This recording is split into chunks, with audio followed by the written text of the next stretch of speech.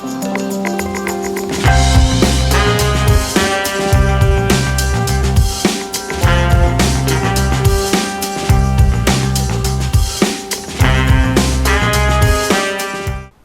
रंगभूमीला 150 वर्षांची दर्जेदार संगीत नाटकांची परंपरा आहे. रंगभूमीचा हा वारसा पुढे घेऊन जाणारं वेस्टर्न म्युझिक, अभंग आणि नाट्यसंगीत यांची सांगड घालणारं तब्बल 450 प्रयोग साकारलेलं नाटक पुन्हा एकदा मराठी रंगभूमी गाजवण्यासाठी 12 वर्षांच्या एका तपानंतर पुनर्जीवन करण्यात आलंय. अवघा रंग एकची झाला या संगीत नाटकाचा नव्या संचासह पुन्हा एकदा रंगभूमीवर अवतरलं असून नुकताच कालिदास कला मंदिर नाशिक इथं झालेल्या प्रयोगाला नाशिककरांनी भरघोस प्रतिसाद दिलाय. मराठी रंगभूमीची परंपरा टिकून ठेवण्यासाठी तसंच नव्या पिढीपर्यंत संगीत नाटकांचा वारसा नेण्यासाठी आत्मन आणि सिद्धदाता प्रॉडक्ट्स निर्मित भूमिका थिएटर्स प्रकाशित डॉक्टर मीना नेरुरकर लिखित आणि दिग्दर्शित 2 अंकी संगीत नाटक 12 वर्षांच्या तपानंतर अवघा रंग एकची झाला हे संगीतमय नाटक पुन्हा एकदा रंगभूमीवर आलंय.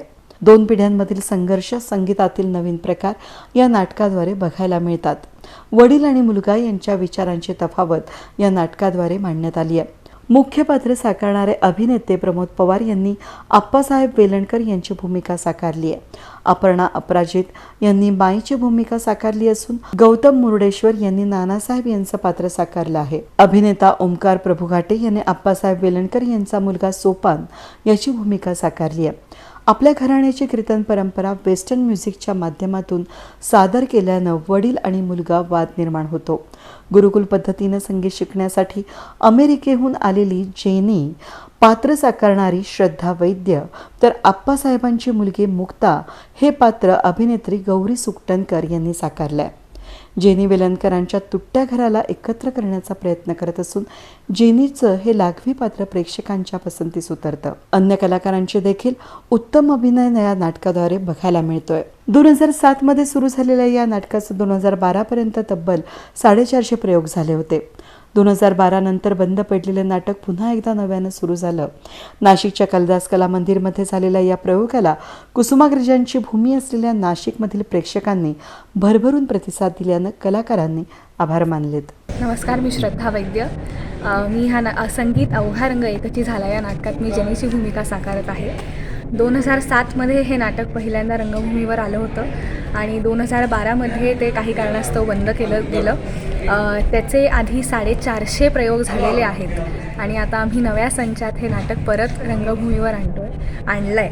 आज आमचा नाशिकमध्ये प्रयोग आहे आणि सगळ्या नाशिककरांना खूप आवडतं आहे असं म्हणजे इच्छा आहे आणि आवडो हीच विनंती. ह्या नाटकाची खासियत म्हणजे कुठल्याही वयोगटाचा माणूस हे बघू शकतो.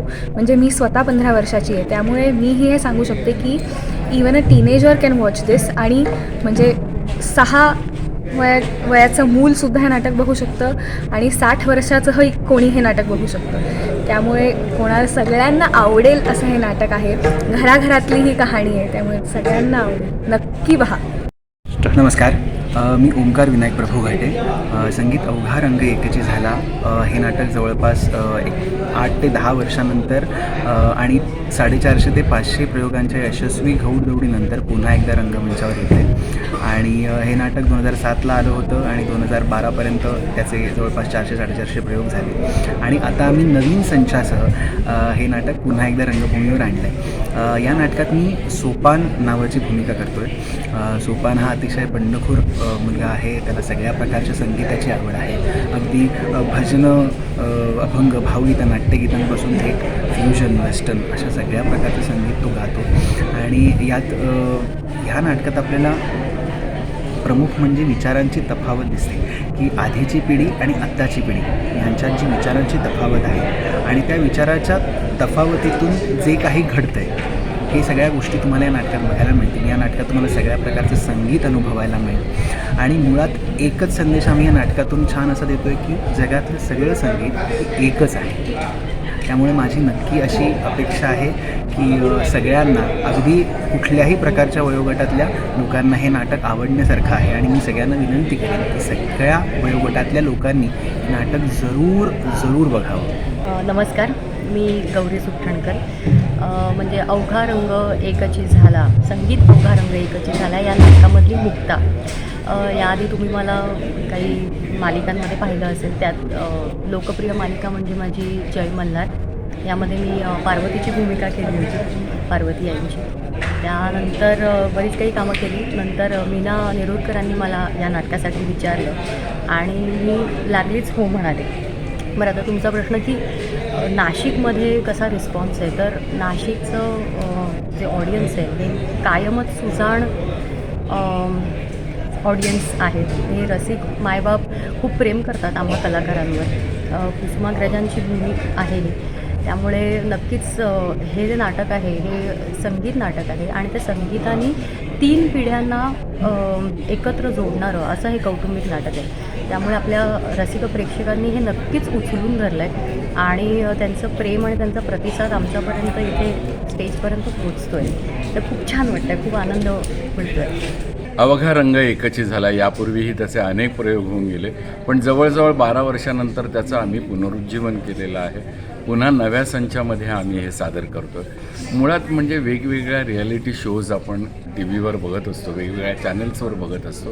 त्यातूनही त्यांना प्रत्यक्ष गाणं ऐकायला हे आवडतं आणि अलीकडच्या काळात स्टेजवरचे ऑर्केस्ट्राचे शोज बंद झालेले आहेत. पण संगीत नाटक ही आपली परंपरा आहे, ती 175 वर्षांची आहे आणि ती परंपरा टिकवून ठेवण्याचं काम आम्ही मंडळी करतो. आम्ही मंडळी केवळ आम्ही एकटे नसतो, तर प्रेक्षक हे आमच्या बरोबरीने असतात, म्हणून हे होऊ शकतं. कारण ही परंपरा आजही लोकांना जर आनंद देत असेल तर ती टिकवून ठेवणं गरजेचं आहे असं मला वाटतं आणि नव्या पिढीपर्यंत तो वारसा नेणं हे आमचं कर्तव्य आहे. अतिशय उत्तम प्रतिसाद आहे आणि असाच प्रतिसाद नेहमी मिळतो. कारण हे नाटक असं कालातीत नाटक आहे की म्हणजे कितीही वर्ष चालू शकते हे नाटक. कारण 2 पिढ्यांमधला संघर्ष नुसताच कुटुंबातला नव्हे, संगीतातला सुद्धा. तर जसजशी नवीन नवीन पिढी येत जाते तसतसे त्यांच्या विचारामध्ये फरक पडत जातो. संगीतामध्ये वेगळे वेगळे पण येत जातं. तसं काहीसं या नाटकात दाखवलेलं आहे. त्यामुळे कौटुंबिक तर आहेच, पण संगीतातले सुद्धा नवीन नवीन प्रकार याच्यात बघायला मिळतात. त्यामुळे सगळ्या पिढ्यांना म्हणजे लहानांपासून वयस्कर लोकांपर्यंत सगळ्यांना हे नाटक खूप आवडतं आहे. त्यामुळे रिस्पॉन्सेस खूप चांगले आहेत आणि आता एवढे प्रयोग झालेले आहेत. तर एकूणच आम्हाला चांगला अनुभव आहे लोकांचा. खूप खुश आहे लोक. तर जास्त संख्येने येऊन लोकांनी हे नाटक बघावं अशी माझी इच्छा आहे. या नाटकाचं नेपथ्य संदेश बेंद्रे यांनी केलं असून संगीत रघुनंदन पणशीकर तर प्रकाश योजना शीतल तळपदे यांनी दिली आहे. या नाटकाचे सूत्रधार श्रीकांत तटकरे हे आहेत. वेद न्यूजसाठी प्रतिनिधी कमलाकर तेवड्यांसह मी मनाली गर्गे, नाशिक.